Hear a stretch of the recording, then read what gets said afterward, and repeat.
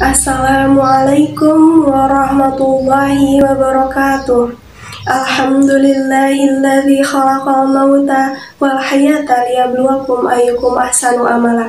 Allahumma shalli ala sayyidina Muhammad wa ala alihi wa sahbihi ajmain. Tahmid dan tasyakur kita limpahkan kepada Allah Al-Ghafur, yang mana atas karunia-Nya kita dapat berkumpul di tempat yang mulia ini. Sholawat beserta salam semoga tercurah limpahkan kepada junjungan alam, yakni Habibana wa Nabiyana Kanjeng Nabi Muhammad Sallallahu Alaihi Wasallam. Tak lupa kepada keluarganya, kepada para sahabatnya, dan semoga sampai kepada kita selaku umatnya.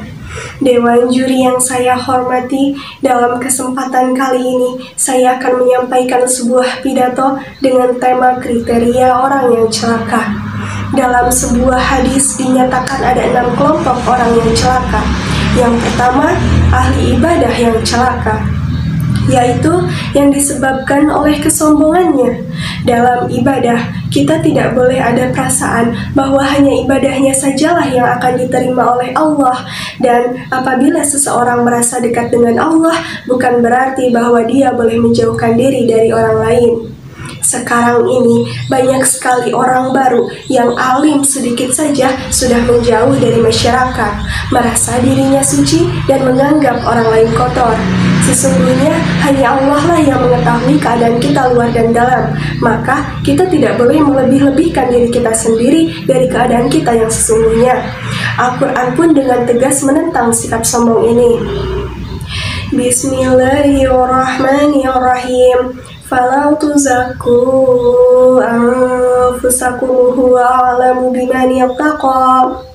Yang artinya, janganlah kamu menganggap dirimu suci, hanyalah Allah yang paling tahu siapa yang paling bertakwa. Quran Surat An-Najm ayat 32. Yang kedua, orang kaya yang celaka karena kekayaannya, yaitu orang kaya yang tidak bisa memanfaatkan hartanya untuk tujuan yang baik. Menjadi kaya tidak dilarang oleh agama, justru agama memotivasi seseorang menjadi kaya, menjadi pemberi bukan peminta. Yang dilarang adalah menghamburkan kekayaan untuk hal-hal yang mengantarkan kita kepada kemaksiatan. Dalam Islam, kekayaan itu harus dikelola dan diantaranya harus didistribusikan untuk kepentingan masyarakat, bukan kepentingan pejabat saja. Orang kaya yang celaka karena kekayaannya di sini adalah orang yang tidak peduli terhadap lingkungan, orang yang tidak peka terhadap penderitaan orang lain, dan orang yang membuat sekat antara dirinya dengan orang-orang miskin. Yang ketiga, orang miskin yang celaka karena kemiskinannya, yaitu mereka yang kemiskinannya mengantarkan kepada kekufuran. Nabi meriwayatkan hadis yang diriwayatkan oleh Anas radhiyallahu anhu. Kadzal faqru ayyakuna kufra, yang artinya kemiskinan itu sering menjerumuskan orang kepada kekafiran. Banyak orang yang tidak tahan akan miskin, bahkan sampai menjual diri dan menggadaikan iman untuk materi. Sudah miskin, kufur pula, na'udzubillah. Yang keempat, orang sehat yang celaka karena kesehatannya, yaitu orang yang ketika sehat lupa daratan. Masa sehatnya tidak digunakan untuk beribadah, masa sehatnya tidak digunakan untuk beramal, dan masa sehatnya tidak digunakan untuk investasi dunia dan akhirat. Dan ketika sakit, ia baru menyadari bahwa sehat itu mahal, sehat itu kesempatan untuk menggapai banyak nikmat untuk di akhirat kelak. Ungkapan agama juga sering mengatakan al-wiqayatu khairun minal ilaj, yang artinya pencegahan lebih baik daripada pengobatan.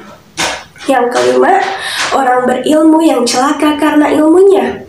Banyak sekali pertanyaan yang menanyakan bagaimana orang yang berilmu bisa celaka, bagaimana orang yang berilmu bisa mencelakai, sedangkan dia berilmu. Orang berilmu yang celaka karena ilmunya adalah orang yang menyalahgunakan ilmunya untuk tujuan kejahatan. Menjadi sarjana bukannya dimanfaatkan untuk membela dan membangun masyarakat, tetapi malah digunakan untuk mengacaukan dan membodohi masyarakat.